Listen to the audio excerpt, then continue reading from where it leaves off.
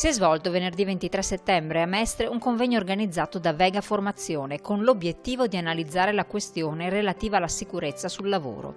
Gli ultimi dati infatti non sono confortanti. Le morti bianche in Italia continuano ad essere alte nonostante vada registrato un confortante calo dell'11,7% rispetto allo scorso anno.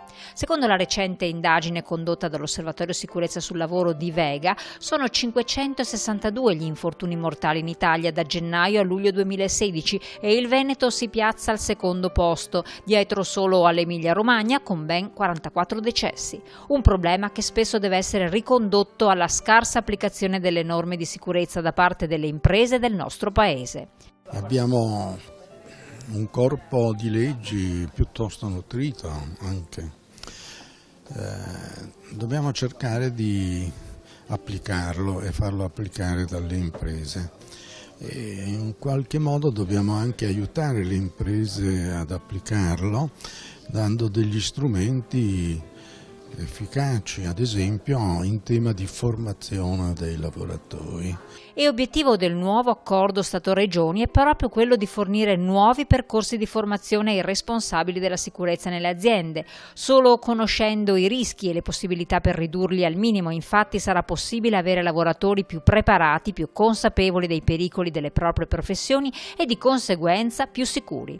L'accordo Stato-Regioni, che è appena entrato in vigore, in realtà focalizza tutto sulla formazione, e la formazione è il centro, il baricentro direi di tutta la disciplina sulla sicurezza e a tutela della salute dei lavoratori, perché soltanto formando i lavoratori sui rischi generali e sui rischi specifici che ci sono all'interno di un'azienda i lavoratori si salvano. Se infatti avessimo tutti lavoratori già preparati, molto diligenti, in cui è impossibile che si verifichi l'infortunio, e sappiamo che a volte l'infortunio è anche dipeso dall'imponderabile umano, evidentemente la formazione non servirebbe. Da qui l'impegno di Vega nell'ambito di un settore, quello della formazione, sempre più incentrato in direzione di un cambio dei comportamenti e delle abitudini dei lavoratori per mettere al centro la sicurezza e ridurre sempre di più il rischio di morti bianche. Noi cerchiamo di erogare una formazione al di là che naturalmente conforme alla legislazione vigente anche di qualità, perché formare significa cambiare le abitudini, i comportamenti e le convinzioni delle persone. Parlavo prima di percezione del rischio, bisogna convincere una persona invece che il rischio è presente.